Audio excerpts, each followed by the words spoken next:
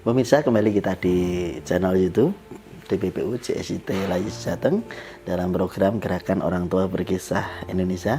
Dan alhamdulillah ternyata kita termotivasi oleh seorang Bunda Mimin yang suka bercerita, dan tiap anak-anaknya itu diceritain beda-beda ya. Mulai dari putra yang sulungnya Mas Mus'ab gitu ya, ceritanya ya tentang Mus'ab bin Umair. Kemudian Mbak Hania cerita tentang wanita yang tegar, yang kokoh begitu.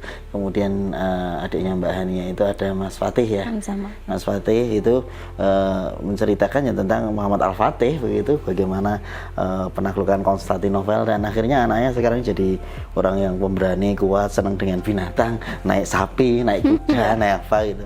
Nah, kemudian yang keempat ada Mas Fitra Albana begitu, kisah tentang seorang ulama muda ketika itu di tahun 50-an 40-an di Mesir begitu ya, yang beliau berdakwah itu dari kedai-kedai dan lain sebagainya begitu ya, pinggir ya, jalan, dari pinggir jalan. Nah, ini juga akhirnya masuk ke situ juga. Nah, yang terkecil ini Mas Sultan ini ternyata banyak terinspirasi dari kakak-kakaknya yang dulu pernah dikisahin oleh bundanya, berkisah kepada adiknya begitu ya. Luar biasa, terresum tadi ya, terresum di Mas Sultan ini. Nah, ini sosok bunda yang demikian ini kalau banyak insya Allah menjadikan kisah ini nggak putus ya. Kisah-kisah perjuangan Rasulullah, para nabi, perjuangan para pendiri bangsa ini ya. Ada Imam Bonjol, Diponegoro, Cut Nyak-Dien, Teuku Umar ya. Kemudian siapa lagi bunda? Para pahlawan-pahlawan kita. Jadi saya ngobrol-ngobrol di luar ini ya, pas saat break itu, beliau saat ini ternyata baca itu ya, bukunya Surya Negara yang Api Sejarah. Luar biasa. Ini ibu-ibu kalau bisa ya kayak gitu ya. Ya, bunda, kembali ke perbincangan kita. Apakah saat ini putra putri bunda yang sudah gede-gede itu masih merindukan kisah bunda begitu? Mudah-mudahan ya, insya Allah. Ya. Kadang masih menanyakan gitu, atau pengen bunda-bunda kayak dulu waktu kecil gitu, pernah nggak? Lebih kepada misalnya karena mereka kan sudah punya kesibukan sendiri, jadi misalnya kita lagi pergi bareng gitu ya, di situ saya ini ya menceritakan waktu saya kecil gitu, atau misalnya melihat satu kejadian kita lagi pergi bersama, tanggapan saya seperti apa, dengan harapan mereka menimpalin gitu. Menimpalin bukan menimpalin itu. Bukan menimpalin enggak, tapi jadi misalnya di jalan gitu kita lihat ada pengemis yang kakinya sakit seperti itu ya. Saya berkisah dulu karena saya juga sempat tinggal di Surabaya. Iya, berapa tahun itu ternyata kami itu tertipu gitu. Jadi setiap melewati jalan itu kami selalu berusaha memberikan nggak tahu makanan, nggak tahu uang gitu ya. Jadi ternyata pada suatu ketika si pengemis ini ketahuan gitu ya sama mungkin juga orang yang suka lewat, yang suka ngasih. Ternyata dia itu bisa berdiri, bisa naik motor gitu. Jadi kayak ternyata itu dia tuh hanya berpura-pura seperti itu. Dan diambil ibrohnya, anak-anak nggak boleh seperti itu. Iya, tidak boleh seperti itu. Dan walaupun tangan yang di atas itu lebih baik daripada tangan dua, tapi kita melihat gitu siapa yang kita bantu, siapa yang kita berikan seperti itu. Ya, betul-betul yang memang membutuhkan begitu ya. Iya, jadi itu untuk yang besar-besar ya, karena kan ya sudah tidak zamannya saya nemenin mereka tidur kan seperti itu, karena juga. Tapi apakah kadang-kadang mereka pengen kayak gitu lagi apa enggak? Ya, kadang-kadang nimbrung. Jadi sebelum tidur gitu kita kumpul di satu kamar. Bunda cerita apa gitu, terserah. Tetap kisah bunda dinanti ya. Tetap. Dinanti. Jadi ini sesuai dengan tema kita, kisahnya bunda yang dinanti. Ternyata memang walaupun sebenarnya pengen juga sih anak-anak, cuma mau begitu malu saat Iya, mungkin saat sungkan lihat bundanya. saat bundanya itu bercerita dengan adiknya, dengan ini dia ikut-ikut nimbrung, Iya. dengerin, dan Iya. itu memang sesuatu banget begitu ya. Sesuatu banget ya. Aku dulu itu berarti memang curahan, jadi cerita itu atau kisah itu bisa menjadi media mencurahkan cinta gitu ya Bunda ya, kepada anak-anaknya, begitu betul ya. Insya Allah begitu, mencurahkan cinta. Nah kalau itu misalkan kisah yang mohon maaf sebelum tidur itu biasanya sampai usia berapa? Ini aja yang SMP kelas 2 masih ya. Oh, yang sampai kelas 2 masih pengen diceritain sebelum tidur gitu ya? Iya, walaupun Kisah sebelum tidur itu. nggak harus setiap malam gitu. Tapi masih pengen ya kayak Masih gitu, ya, gitu masih ikut dengerin. Berarti yang cuma ingin nimbrung yang pertama sama yang kedua gitu ya. Iya. Yang SMA kelas 2 sama yang sudah lulus SMA begitu ya. Iya. Nah, ini luar biasa, ternyata kisah itu semakin menjadikan satu media begitu, merekatkan dalam keluarga itu satu dengan yang lainnya. Ini tadi cerita kepada adiknya, kakaknya ikut nimbrung. Iya. Dan tadi menarik sekali sampai kelas 2 SMP. Iya. Masih suka dikisahin, Masih suka ikut-ikutan dengerin. Gitu, masya Allah nih. Nah kalau yang kecil ini tadi sering pengen diceritain berarti yang Sultan tadi ya, yang kita menimbrung bareng tadi, masya Allah luar biasa. Oh iya Bunda, mungkin ini kan karena Bunda punya pengalaman berkisah ini ya, mungkin karena waktu gitu satu-satu gitu, nggak mungkin di saat yang paling sulung begitu ya, waktu itu Mus'ab masih kecil, kayak apa tuh ceritanya Bunda? Praktek begitu ya, ceritanya apa gitu? Praktek, kalau praktek berarti sambil tidur. Karena kan biasanya sambil nemenin tidur ya. Ya saya cerita bagaimana waktu itu yang pertama kali saya ceritain, kalau tidak salah itu ya pengembala kambing yang dengan Umar bin Khattab. Sahabat Rasul ya, Umar bin Khattab dan Rasulullah sedang melakukan perjalanan, kemudian Rasulullah kehausan. Nah, kemudian Umar ya. Gimana? Melihat ada kambing, kemudian minta izin kepada pengembalanya itu, wahai anak pengembala, bolehkah aku meminta beberapa tetes air susu kambingmu kan gitu. Tidak bisa, kata si ini kan. Nah, ini saya menceritakan ke Pak Lili atau ceritakan ke anak ya? Iya, ke anak. Tidak bisa Tuan, karena kambing ini bukan milikku. Kemudian karena Umar merasa kasihan kan kepada Rasulullah, akhirnya dia mengatakan, wahai anak muda, sebenarnya yang meminta ini adalah Rasulullah. Tapi si anak muda ini tetap, maaf Tuan, saya tidak bisa memberikan gitu. Akhirnya Umar balik kepada Rasulullah dan mengatakan, maaf Rasulullah, saya tidak bisa mendapatkan air susu kambing itu. Kemudian Rasulullah akhirnya berjalan menuju anak itu dan mengatakan, wahai anak muda, tidak bisakah kami meminta barang sedikit air susu kambing, karena kami begitu kehausan. Bahwasanya aku adalah Rasulullah. Dan ternyata jawab si anak kembali itu, wahai tuanku, jika betul engkau adalah Rasulullah, bukankah engkau tahu bagaimana jika meminta sesuatu kepada orang yang bukan pemiliknya itu hukumnya seperti apa gitu kan. Masya Allah ya, Rasulullah pun langsung tertegun dan menangis ya, dan memeluk si anak penggembala ini, dan ternyata baiklah, sesungguhnya engkau adalah anak yang berbudi ya, karena sebelumnya juga Umar, kami akan membayar gitu ya apa yang dari air susu itu, tapi karena si anak muda ini dia punya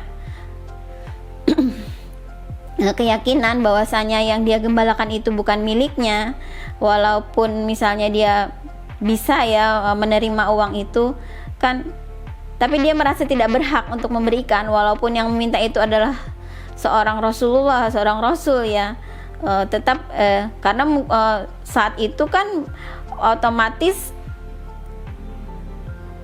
penggembala dengan si pemilik kambing kan pasti jauh kan jaraknya, karena kita tahu lah ya bagaimana keadaan kondisi di Mekah pada saat itu kan, pasti jauh lah ya untuk mendapatkan rumput-rumput yang hijau seperti itu. Dan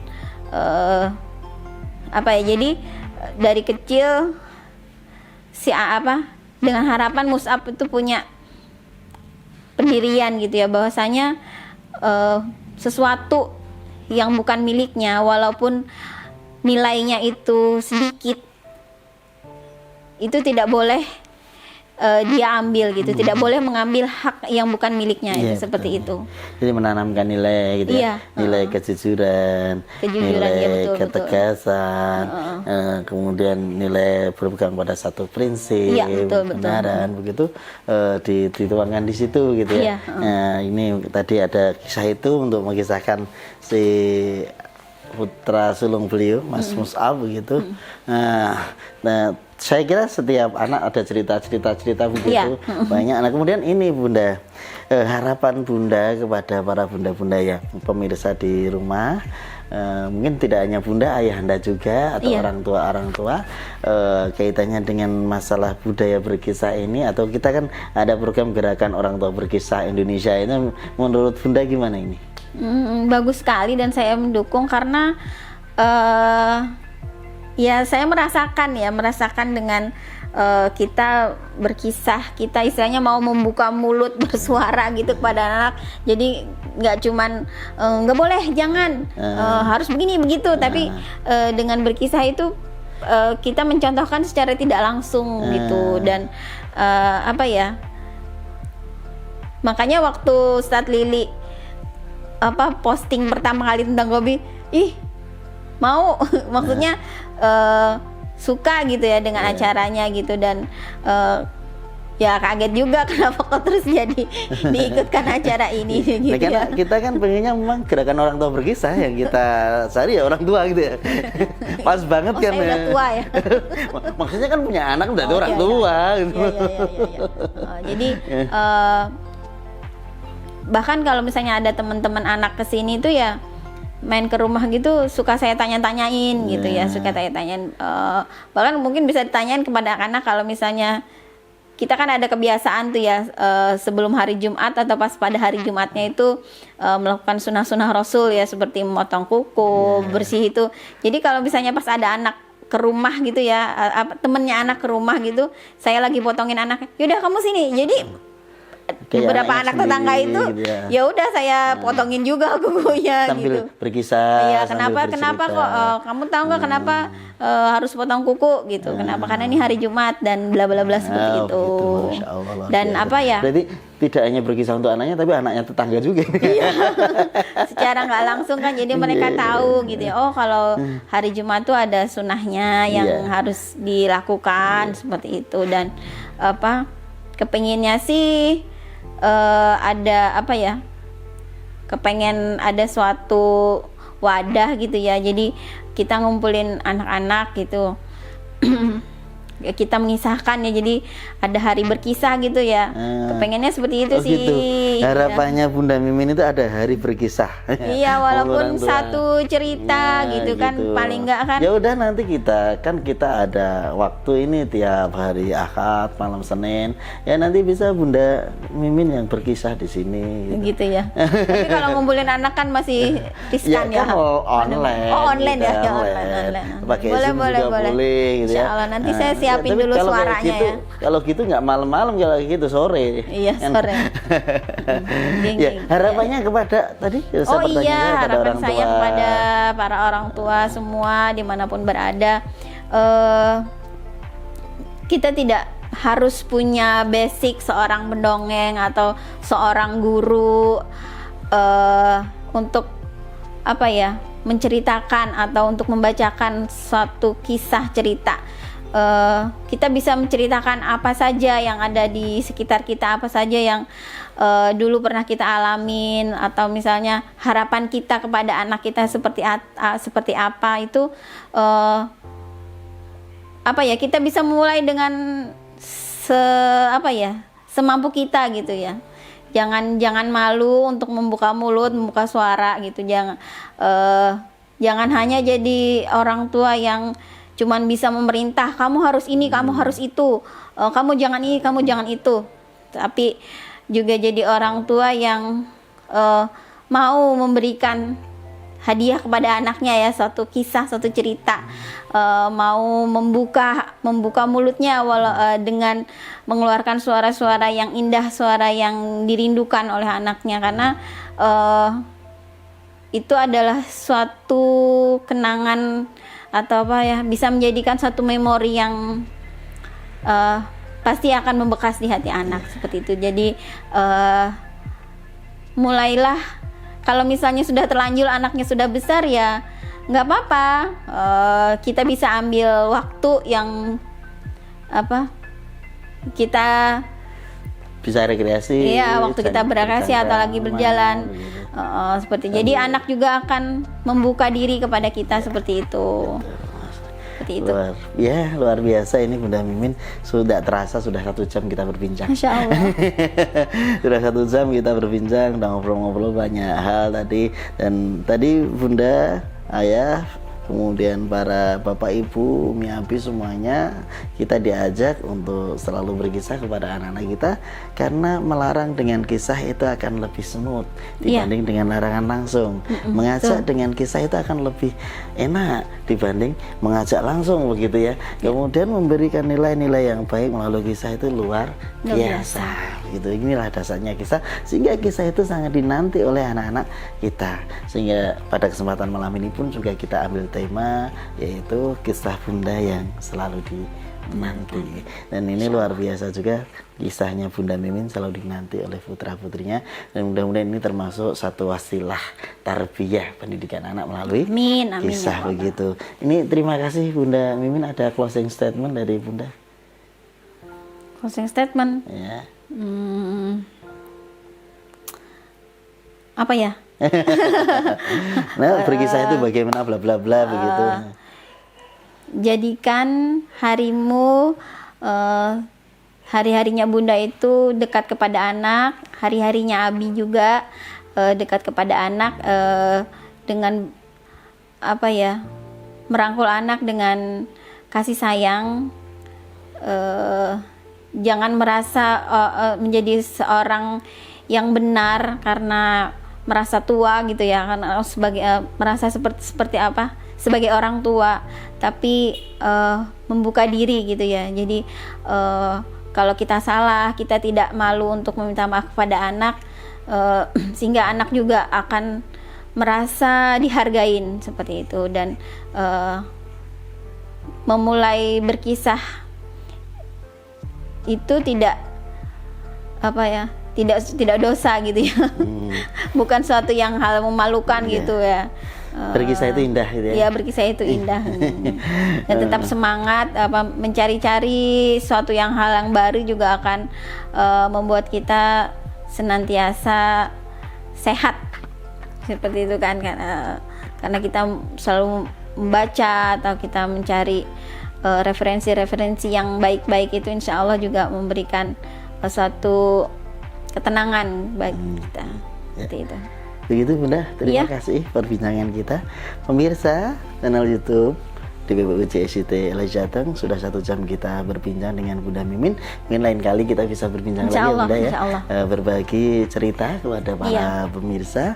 Mohon maaf kalau saya Lili Priyanto banyak kurang banyak salah dalam menghantarkan perbincangan kita pada kesempatan malam hari ini. Kita tutup pertemuan kita dengan doa penutup majelis. Subhanakallahumma wa bihamdika asyhadu an la ilaha illa anta astaghfiruka wa atubu ilaik. Wabillahi taufiq wal hidayah. Assalamualaikum warahmatullahi wabarakatuh. Waalaikumsalam warahmatullahi wabarakatuh.